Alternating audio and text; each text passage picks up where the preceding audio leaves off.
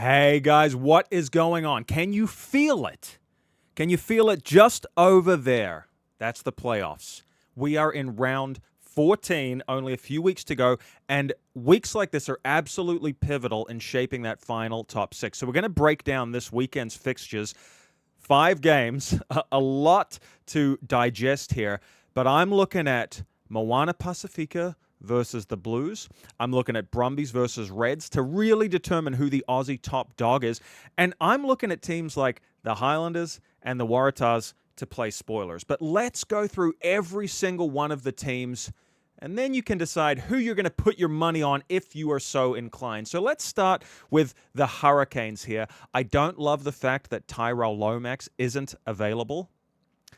I think they need a guy like Lomax at this time of the year, but still an all-black front row, Xavier Numia, Asafa Wamua, Pasilio Tosi, that's pretty solid up front, and of course, Lakai has been sensational. Now, he is playing at 7, no Duplessis Karifi, not in the starting lineup here. He is on the bench. He is listed as a co-captain. I mean, the Hurricanes have about 30 different co-captains, so make of that what you will.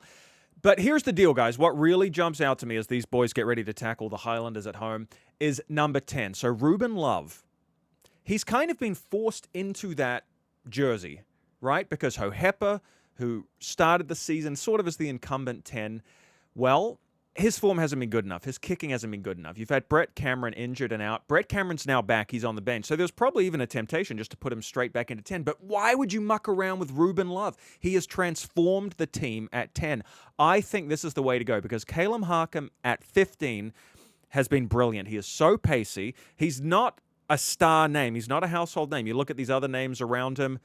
Yeah, they're a bigger deal. But Harkin was sensational in recent weeks. So I think you got to push on with Ruben Love here. Have Cameron come off the bench, and then you do get that double playmaker option, right? Both of them out there. Maybe Ruben Love drops to 15 later in the game, but I just don't think you should mess with a winning combination right now. What we are going to find out, too, is how much of this is Ruben Love playing well, how much of it is the return of Billy Proctor.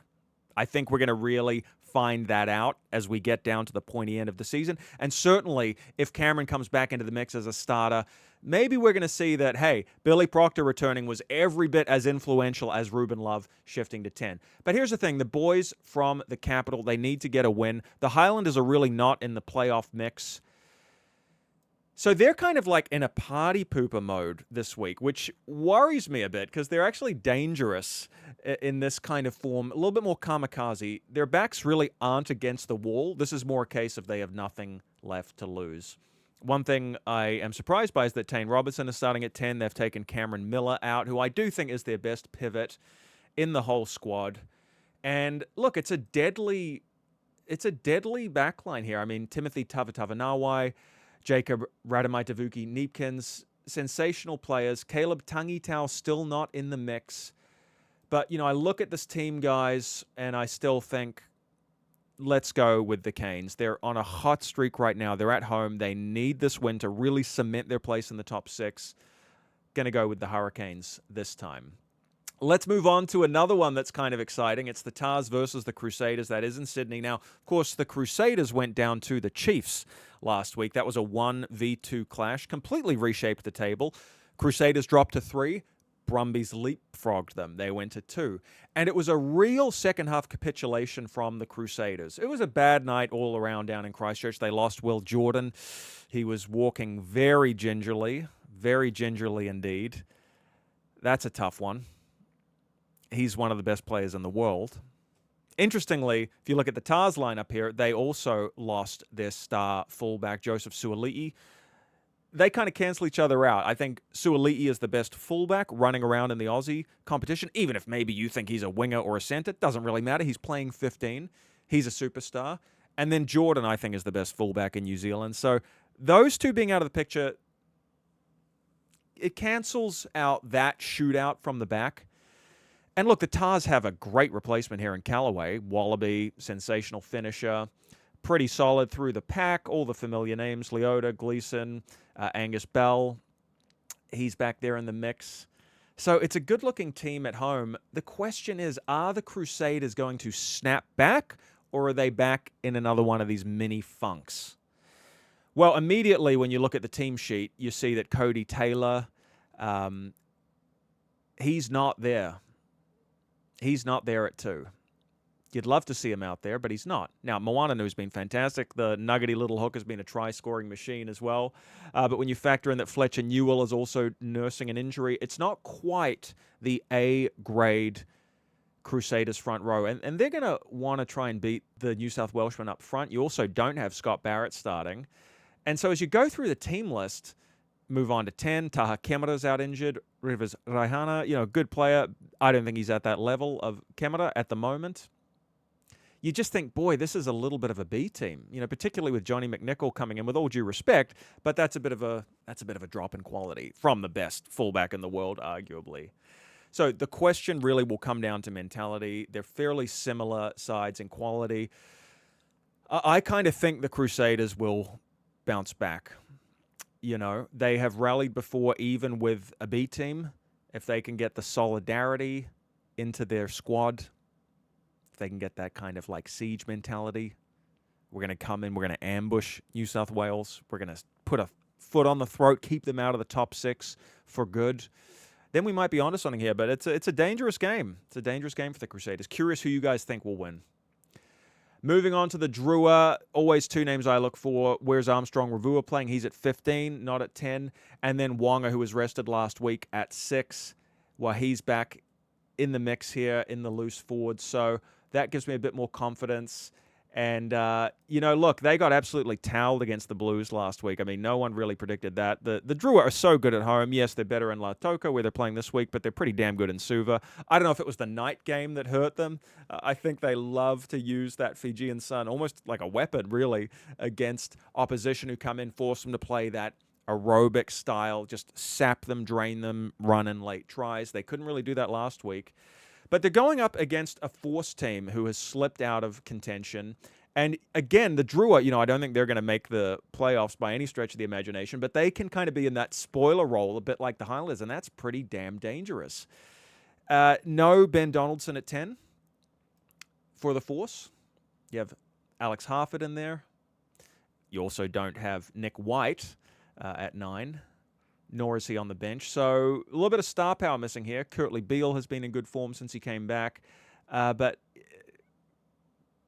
yeah, guys, I mean, this is a bit of a B team for the Force. I don't want to say that they've given up, but you're sort of wondering who has more to play for here. I'm wondering if actually the Fijians might just have a little bit more sting to them given that embarrassing loss last week. I mean, they're used to beating New Zealand teams. They got absolutely obliterated by the Blues. Let's go with the Drua to bounce back here. Okay, guys, this is the big one. This is the big one. Moana Pasifika versus the Blues. Now, they've already met this season. It was at Eden Park. Blues got the win. You just felt like Moana Pasifika hit the wall in that game. It wasn't an expansive game. It was a very tight, forward-driven game. And I do think that the boys in Moana Pasifika had sort of emptied the tanks. They'd gotten some big scalps, right? Big scalps. Their luck kind of ran out.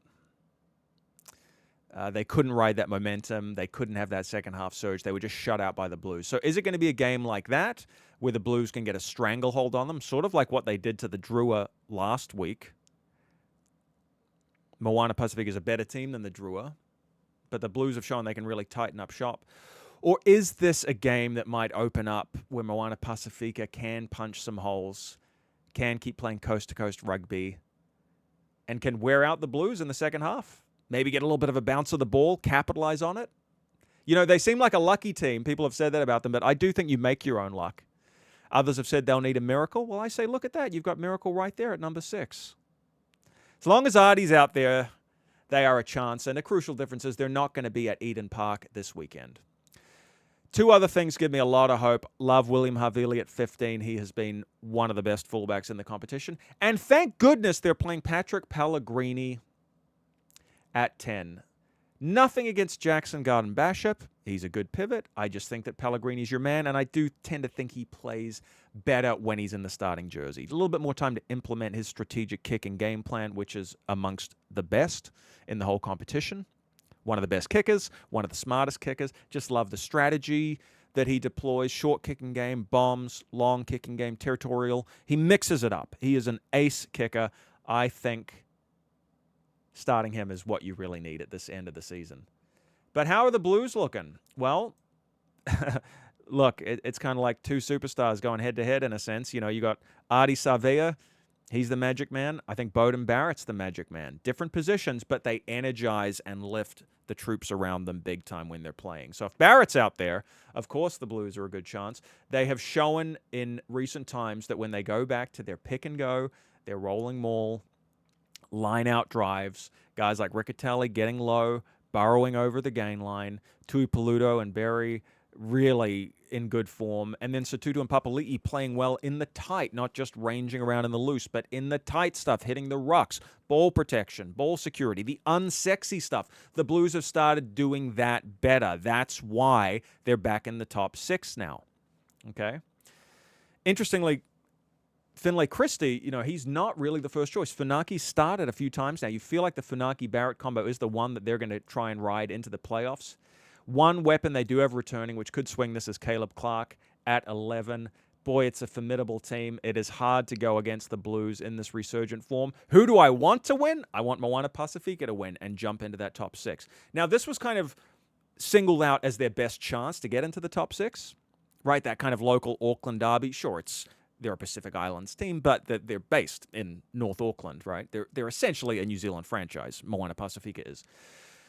So it's this kind of battle of the Auckland brothers thing, and you felt like, well, that's their best chance to get a win over their older sibling. But maybe Moana Pasifika is thinking actually a team like the Crusaders might be better. They've already taken them once this season. Maybe they could do it again. We'll see. They got a tough run home after this game. I'm just going to pray for Moana Pasifika to get the W here, just to keep things interesting. Alrighty, moving on to the Battle of the Aussies. I'm telling you, every week it is the same damn team pretty much. Alan Alatoa, he is at 3. He can play 2. He's at 3. Otherwise, Valentini, Hooper, Lonergan, Toole, Ikitau, Tom Wright. I feel like I just am reading the same team sheet every week. They're super consistent. A team that's not as consistent is the Reds. Look at this. Lots of changes at 10. Sometimes they play Tom Liner, sometimes they don't. Tate McDermott needs to be ensconced at 9. I mean, he's the best Aussie halfback running around. He's got to be their man going into the playoffs. Like, let's not rest, rotate, use those Graham Henry words anymore. Let's stick with our A-team now. Fraser McWright, vice-captain at 7, totally influential player. If they can boss the breakdown, it's going to go a long way. But you know what? They're playing in Canberra. The Brumbies are now at number 2. There's a whiff of an upset here because I think the Brumbies should go in as favorites, but it's always hard to write off the Reds. They have so much firepower, including that man Jock Campbell at 15, who's been brilliant since he returned from injury. Dalgoonu's been good too. Look, it's a hard one, but I think I'll just go with the Brumbies for this one. All right, guys, let me know your predictions below. I am excited to break down this round with you. Massive repercussions in terms of the title picture, so I'll be back to analyze that very soon. Until then, enjoy the footy, and I'll catch you for another one real soon. Take it easy, guys. Bye for now.